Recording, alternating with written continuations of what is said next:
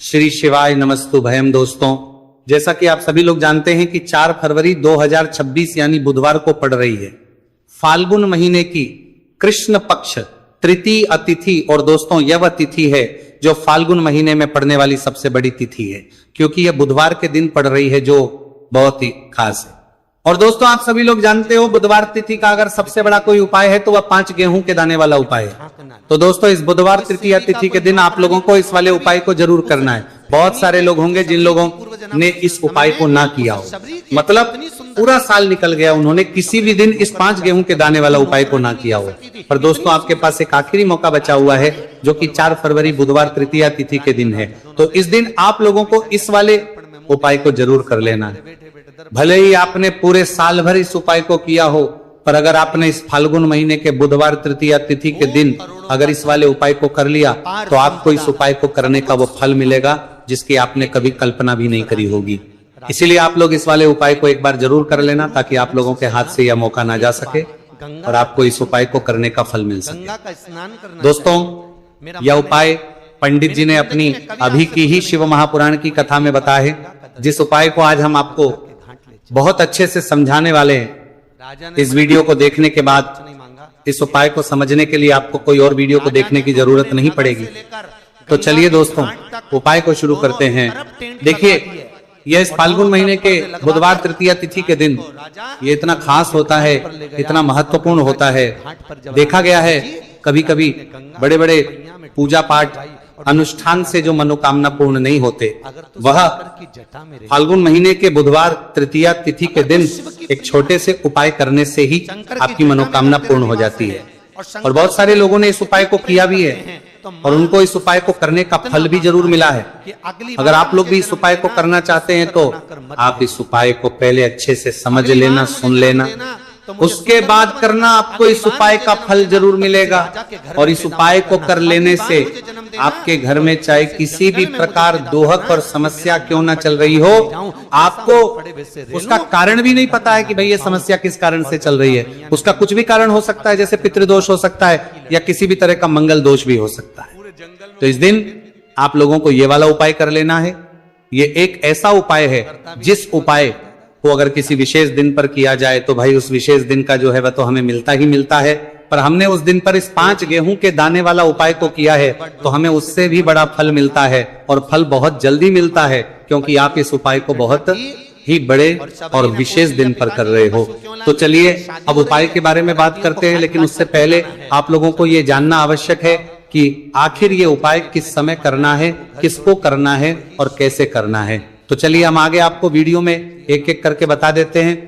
लेकिन उससे पहले अगर आप लोग हमारे चैनल पर नए हैं तो हमारे चैनल को सब्सक्राइब कर लेना। इस वीडियो को लाइक करके कमेंट बॉक्स में श्री शिवाय नमस्तु भयम ओम नमः शिवाय जरूर टाइप कर देना। तो दोस्तों, इस 5 गेहूं के दाने वाला उपाय को हमें इस बुधवार तृतीया तिथि के दिन कैसे करना है, किसको करना है, किस समय करना है और कहां पर करना है, ये सारे सवालों के जवाब आपको इस वीडियो में मिल जाएंगे। और जो ये वीडियो देखेगा भाई, उसको 5 गेहूं के दाने वाला उपाय जरूर करना चाहिए, क्योंकि इस दिन 5 गेहूं के दाने का भी बड़ा और विशेष महत्व होता है। और जब बात आ जाए 5 गेहूं के दाने की, तो यह सोने पर सुहागा वाली बात हो जाती है और ये एक बहुत ही बड़ा उपाय हो जाता है इस बुधवार तृतीया तिथि का। तो अब दोस्तों, इस 5 गेहूं के दाने वाला उपाय को आखिर करना किसको है, सबसे पहले हम लोग वह बात जान लेते हैं। तो देखो, घर की जो बड़ी माताएं बहनें होती हैं, उन माताओं बहनों में से कोई भी एक बड़ी माता बहन इस वाले उपाय को कर सकती हैं। और अगर आप चाहें तो अपने घर में से सभी सदस्यों को भी इस उपाय को करवा सकते हैं। अगर किसी व्यक्ति की खुद की कोई मनोकामना है, खुद की कोई दुख और परेशानी है जो कि वह अपने लिए ही करना चाहता है, इस वाले उपाय को तो वह खुद अपने लिए भी कर सकता है। बाकी अगर कोई घर में से ऐसा है जो कि अपने पूरे घर परिवार की सुख और शांति के लिए यह वाला उपाय करना चाहता है, तो भाई वो भी कर सकता है। उसमें भी कोई दिक्कत वाली बात नहीं है। कहने का मतलब यह है कि इस उपाय को हर एक सदस्य भी कर सकता है और पूरे घर परिवार के सदस्य के लिए घर की बड़ी माताओं बहनों में से कोई एक माता बहन भी कर सकती है। माताएं बहनें अगर घर में उपस्थित ना हो या वह ये वाला उपाय ना कर पा रही हो, तो फिर घर का कोई बड़ा सदस्य भी इस 5 गेहूं के दाने वाला उपाय को कर सकता है, चाहे फिर वह पुरुष ही क्यों ना हो, उसमें कोई भी दिक्कत वाली बात नहीं है। उसके बाद में दोस्तों, जो अगला प्रश्न निकल कर आता है वह यह इस उपाय को लेकर कि आखिर इस उपाय को हमें किस समय करना है, सुबह के समय करना है कि शाम के समय करना है। तो देखो, इस वाले उपाय को आप लोग सुबह के समय भी कर सकते हो और शाम के समय प्रदोष काल में भी कर सकते हो। अब अगर आप पूछो कि भाई साहब सबसे उत्तम समय कौन सा रहेगा इस 5 गेहूं के दाने वाला उपाय को करने का, तो हम आपसे बस यही कहेंगे कि इस उपाय को आप सुबह के समय करेंगे तो ज्यादा बेहतर होगा। बाकी अगर के समय भी करेंगे तो भी अच्छा होगा, उसमें कोई भी दिक्कत वाली बात नहीं है। तो अब दोस्तों, जो अगली सबसे बड़ी और महत्वपूर्ण बात आती है वह ये आती है कि सुबह अगर हम उपाय को करेंगे तो हमें कितने बजे से लेकर कितने बजे तक के बीच में करना है, और शाम के समय प्रदोष काल में करेंगे तो हमें कितने बजे से लेकर कितने बजे के बीच में करना है। सुबह जितनी जल्दी हो सके आप उपाय को करने की कोशिश करना। बाकी किसी कारणवश लेट भी हो जाओ, थोड़ी देर भी हो जाए, तो 10 या 11 बजे तक भी आप उपाय कर लेना, पर 12 बजे से ज्यादा देरी ना हो, ठीक है। वंशधारकों की इस बात का ध्यान रखना। उसके बाद में दोस्तों, अगर शाम के समय प्रदोष काल की बात करें, प्रदोष काल का जो समय है होता है वो शाम के 6 बजे से शुरू हो जाता, मतलब शाम के 6 बजे से लेकर 7 बजे के बीच का जो समय होता है, ये समय प्रदोष काल का समय होता है। इस उपाय को 7 या 8 बजे के बीच में भी कर सकते हो, मतलब शाम के 6 बजे से रात 8 बजे के बीच में आप कभी भी इस वाले उपाय को करते हो, उसमें कोई भी दिक्कत वाली बात नहीं है।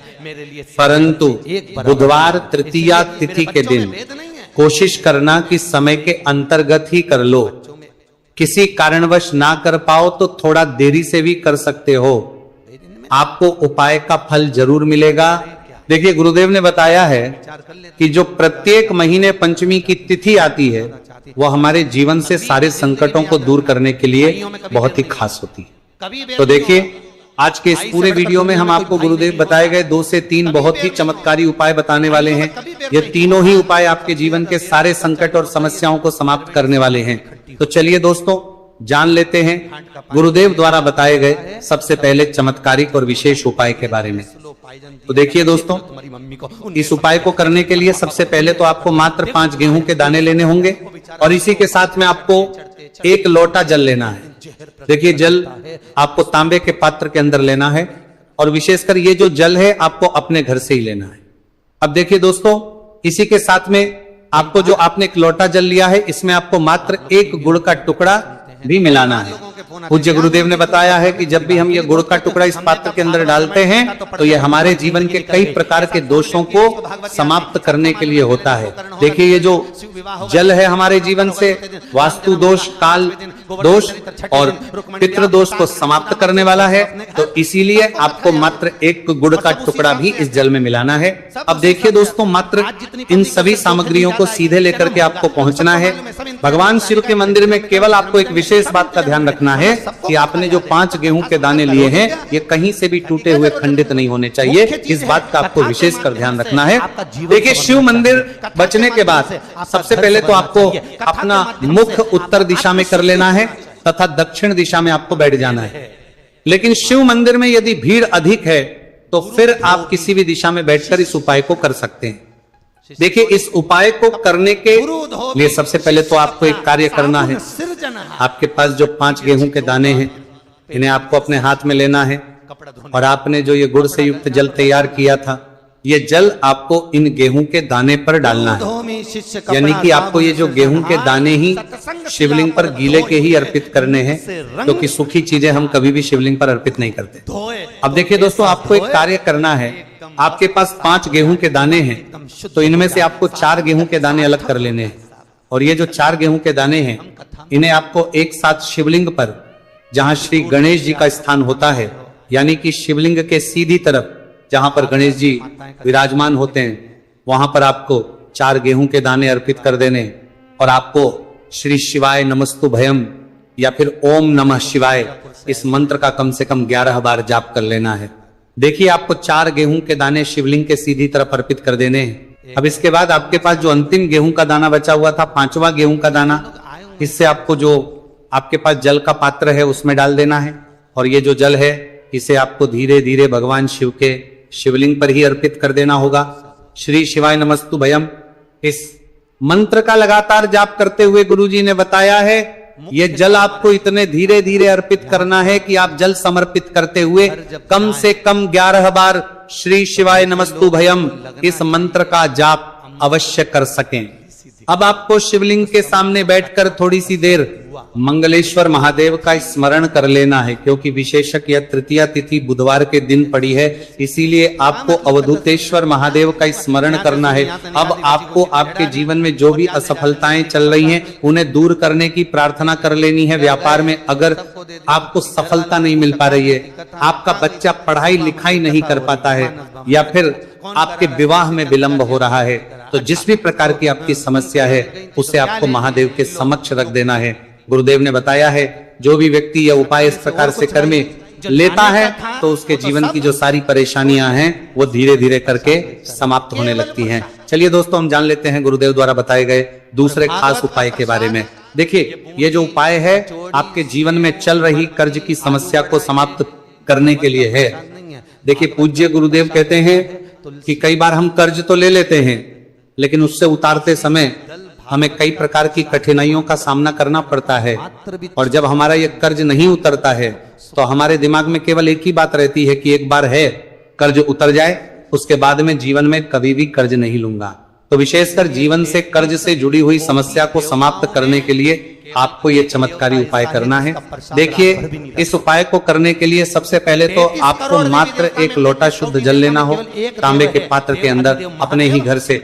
इसी के साथ में आपको मात्र एक गुड़ का टुकड़ा भी लेना होगा। गुड़ का टुकड़ा आपको मात्र छोटा सा ही लेना, और सबसे आखिर में आपको मात्र मसूर की दाल लेनी होगी। यदि आप चाहे तो मसूर की दाल 11 भी ले सकते हैं, या फिर 21, 41, 41, 41 या फिर 108, जितनी भी आपके पास मसूर की दाल उपलब्ध है उतनी मात्रा में आप मसूर की दाल ले सकते हैं।